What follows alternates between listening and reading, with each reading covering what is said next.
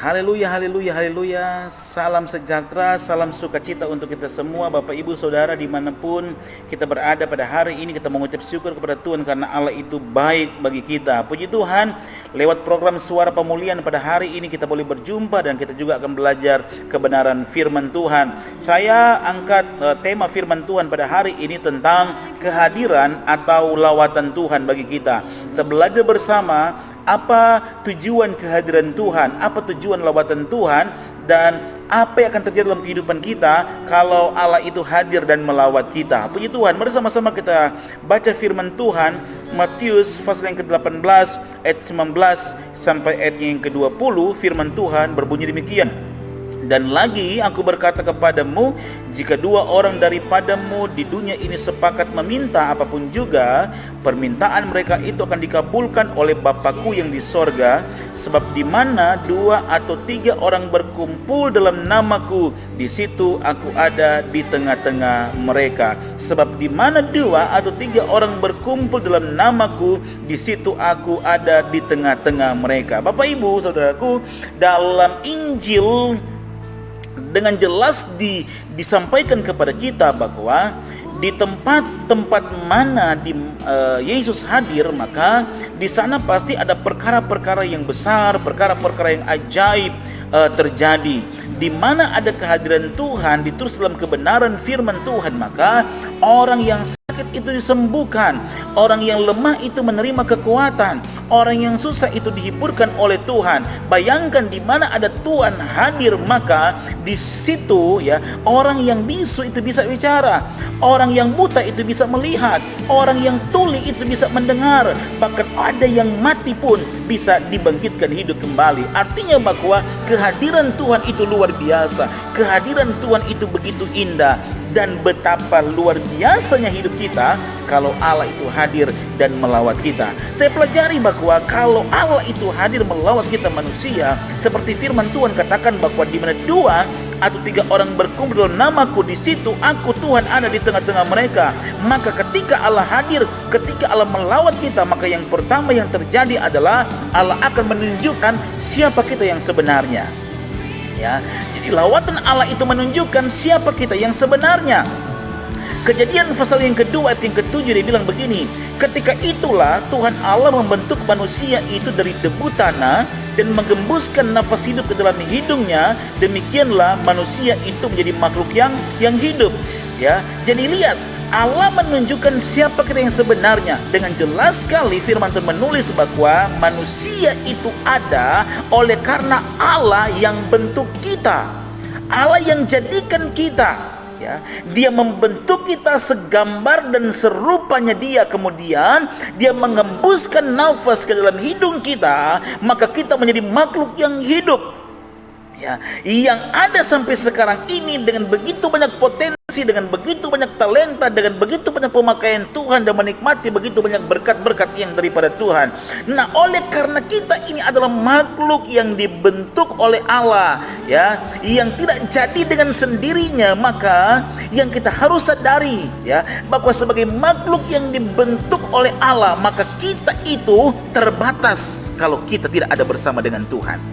Kita itu gampang kesasar kalau kita tidak jalan bersama dengan Tuhan. Kita itu lemah, tidak berdaya kalau kita tidak ada bersama-sama dengan Tuhan.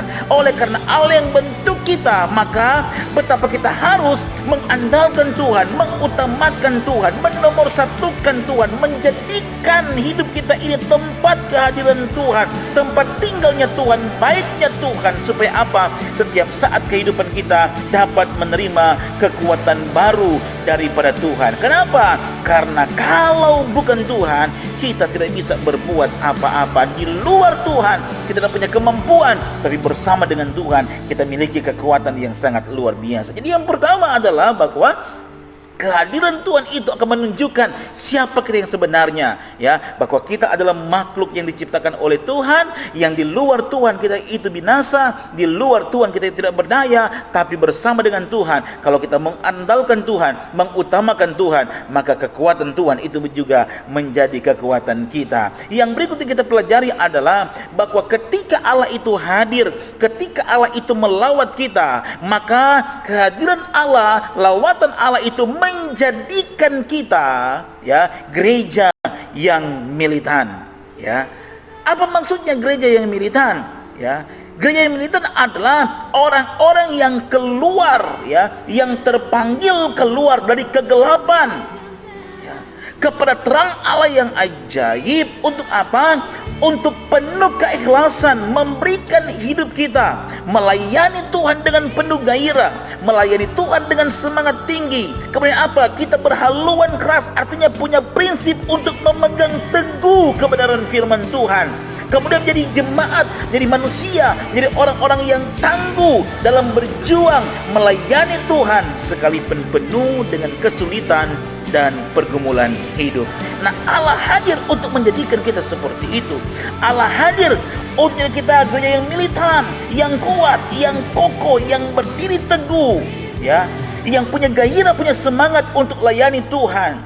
Ya, untuk berkata apapun yang terjadi sekitar saya tetap ada untuk berdiri kuat, tidak goyah, tidak gampang terpengaruh.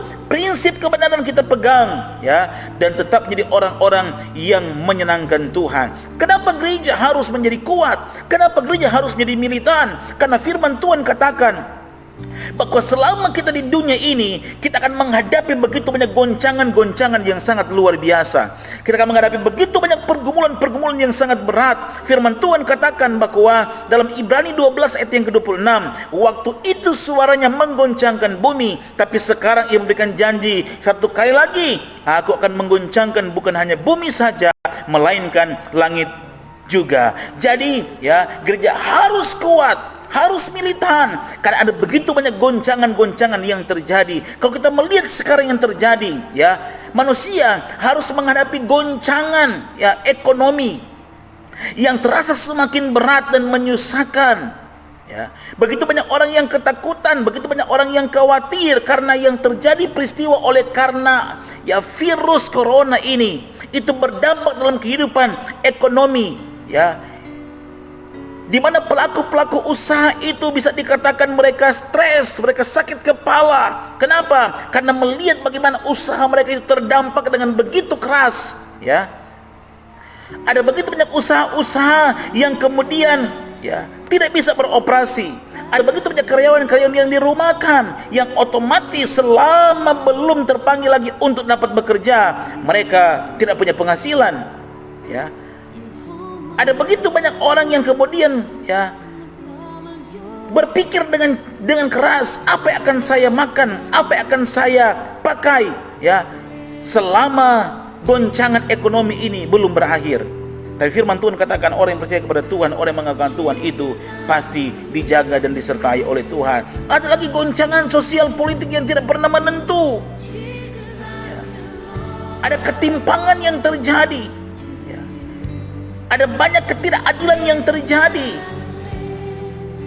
Ada lagi goncangan keamanan bermasyarakat, di mana kita melihat tindak kejahatan yang semakin hari semakin besar, semakin banyak, merajalela, itu menakutkan kita.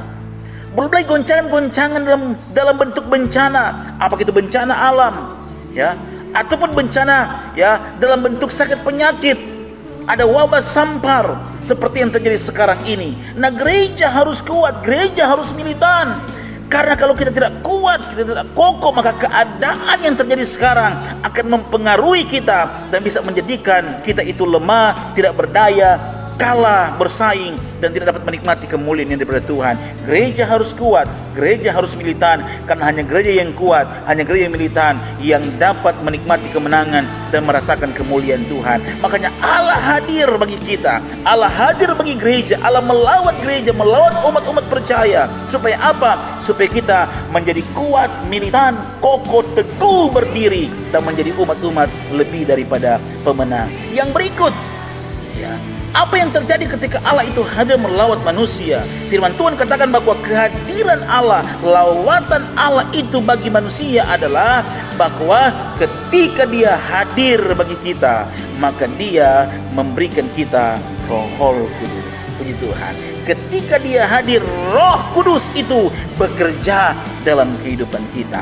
Dan kalau Roh Kudus itu bekerja dalam kehidupan kita, firman Tuhan katakan, maka Roh Kudus itu akan memberikan kita kuasa, memberikan kita kemampuan untuk apa? Untuk yang pertama, mencintai firman Tuhan dan mengamalkan kebenaran firman Tuhan.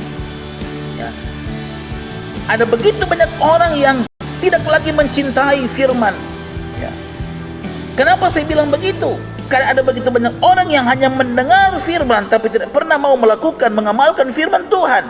Tapi orang yang sungguh-sungguh mencintai firman, orang yang sungguh-sungguh mengasihi firman, maka mereka akan menjadi pendengar yang baik, kemudian merenungkan firman itu siang dan malam, dan melakukan firman Tuhan, mempraktekkan firman Tuhan, mengamalkan firman Tuhan itu. Makanya Roh Kudus itu bekerja dalam kehidupan kita, karena hanya orang-orang yang dipenuhikan dengan Roh Kudus yang punya kuasa, yang punya kemampuan untuk mencintai, mengasihi, dan melakukan atau mengamalkan kebenaran firman Tuhan. Yang berikut adalah bahwa ketika Roh Allah itu bekerja dalam kehidupan kita, maka Roh itulah yang akan menjadi penolong bagi kita di tengah kesulitan, di tengah tantangan, di tengah begitu banyak masalah kehidupan kita. Firman Tuhan katakan Dia menjadi penolong kita. Ya, Dia membawa kenyamanan bagi kita. Ya, Dia memberikan kelegaan kepada kita. Dia menjadi pembela kita. Ya, dan firman Tuhan katakan di mana ada Roh Allah ada, maka di sana ada kebebasan pasti terjadi. Di mana Roh Allah bekerja, ada kebebasan, ada kemerdekaan yang Tuhan pasti kerjakan bagi kita. Apa yang mengikat engkau? Apa yang memenjarakan engkau? Engkau mungkin berkata engkau terikat dengan masalah ekonomi, engkau mungkin terikat dengan masalah sakit penyakit, engkau mungkin terikat dengan begitu banyak pergumulan di sekitar kita, dalam pribadi kita, dalam keluarga kita, dalam rumah tangga kita, dalam usaha bis pekerjaan kita. Percayalah, Roh Kudus ada untuk apa? Untuk menjadi penolong kita. Dia menjadi solusi kita, memberikan jalan keluar yang terbaik kepada kita. Yang paling penting adalah buka hati untuk Dia bekerja bagi kita. Buka hati untuk Dia kemudian masuk memulihkan kehidupan kita. Cuma Dia satu-satunya yang sanggup memberikan solusi. Penolong yang ajaib, Dia adalah Tuhan kita. Ketika Roh Allah itu bekerja, kita melihat perkara-perkara yang indah, dahsyat, dan luar biasa Dia kerjakan untuk kita. Jadi saudaraku, betapa indah dan betapa luar biasa kalau Allah itu hadir bagi kita. Kita harus mempersiapkan hidup kita setiap hari untuk berkata, Tuhan, aku mau Engkau datang, Engkau hadir, Engkau lawat hidupku, untuk menyadarkan bahwa hidupku ini adalah buatan-Mu ya Tuhan. Dan kalau Engkau yang membentuk hidup kami, ya, maka kami menyadari kami lemah tanpa Tuhan. Kami tidak mampu tanpa Tuhan. Kami membutuhkan Tuhan. Kami merindukan Tuhan. Biar Tuhan hadir dalam kehidupan kita. Untuk apa? Untuk menopang kehidupan kita, menguatkan lutut yang lemah, memberikan penghiburan kepada mereka yang susah, memberikan kekuatan kepada mereka yang lemah, kemenangan kepada mereka yang sementara berperang dalam kehidupan keberimanan kita. Dan firman Tuhan katakan, kalau Dia yang bentuk kita, maka Dia akan menjadi pembela kita selama kita berserah sungguh kepada Tuhan. Ya, Allah itu melawat kita begitu indah. Kehadiran Allah itu luar biasa. Kenapa? Karena kalau Allah hadir, maka Dia menjadikan kita militan, kuat, teguh, kokoh, tetap berdiri. Ya, sekalipun begitu banyak hal yang mengecewakan terjadi, mungkin ada begitu banyak air mata yang kita teteskan setiap hari oleh karena pergumulan dan masalah kita, percayalah, Dia menjadikan kita kuat, Dia menjadikan kita perkasa. Dia tidak mau kita goyah dan binasa, kalah dan tidak berdaya. Dia mau tetap berdiri menjadi gereja yang kuat. Oleh sebab itu Dia hadir untuk membuat kita menjadi gereja yang militan dalam Tuhan. Yang berikut, kalau Allah hadir bersama dengan kita, maka Roh-Nya bekerja bagi kita. Ketika Roh Kudus bekerja bagi kita, perkara yang ajaib terjadi. Dia kasih kita kemampuan untuk mencintai firman, ya, dan mengamalkan firman Tuhan. Dia kasih kita kuasa untuk apa? untuk memberikan ketenangan bagi kita, sehingga setiap hari, setiap waktu kehidupan kita akan penuh sukacita karena kemenangan luar biasa menjadi bagian kita. Allah itu hadir, Dia melawat kita, dan kemenangan menjadi bagian kita semua. Tuhan Yesus memberkati kita dengan firman Tuhan. Kita tunduk kepala dan kita berdoa. Bapa, dalam nama Tuhan Yesus kami sangat mengucap syukur kepadamu ya Tuhan Yesus, karena Engkau adalah Allah yang ajaib, Engkau luar biasa, Engkau yang senantiasa ada bagi kami. Engkau tidak pernah melupakan kami, Engkau selalu mengingat kehidupan kami yang lemah tidak berdaya. Engkau hadir untuk bawa kami kelepasan, Engkau hadir bawa kemenangan dalam kehidupan kami. Ketika Engkau hadir Tuhan, kami menyadari kehidupan kami ini lemah di luar Tuhan, kami butuh Engkau Tuhan. Maka hamba berdoa kepadamu, hadirlah Engkau bagi kami semua dan memberikan kami kelepasan, memberikan kami penghiburan, kesehatan, dan mujizat demi mujizat menjadi bagian kami. Dan kami tahu bahwa ketika Engkau hadir, kami menjadi gereja yang kuat, yang militan, yang berdiri teguh tidak goyah. Kami akan terus maju dengan Tuhan dan menikmati pertolongan Tuhan. Dan ketika Engkau hadir, kami percaya Roh yang Kudus akan bekerja dalam kehidupan kami, dan dengan kuasa-Mu Tuhan, kami semakin dipulihkan, kami semakin dikuatkan, kami selalu ditolong oleh Tuhan, dan Roh Kuduslah yang memerdekakan kehidupan kami semua. Hamba berdoa, di antara kami mungkin ada yang sakit, dalam nama Tuhan Yesus kami disembuhkan oleh Tuhan. Di antara kami mungkin ada yang lemah, dalam nama Tuhan Yesus kami dikuatkan oleh Tuhan. Dalam ketidakberdayaan kami oleh karena pergumulan, kami dibela oleh Tuhan. Dalam peperangan iman kami terima kemenangan yang luar biasa dari Tuhan, karena kami percaya di mana Tuhan hadir, maka perkara yang dahsyat terjadi. Di mana Tuhan hadir, maka ada mujizat terjadi. Hadir Tuhan bagi kami, kemuliaan Tuhan kami rasakan. Dalam nama Tuhan Yesus kami berdoa mengucap syukur kepadamu. Haleluya, haleluya, amin. Puji Tuhan. Syukur kepada Tuhan karena hari ini kita boleh dengar firman Tuhan. Biar firman Tuhan yang singkat pada hari ini dapat membentuk kita, menguatkan kita, memulihkan kehidupan kita, dan kita terus bersuka cita. Kita jumpa lagi di program yang akan datang dalam program Suara Pemulihan. Terus memberkati, salam sejahtera, salam sukacita untuk kita semua. Haleluya.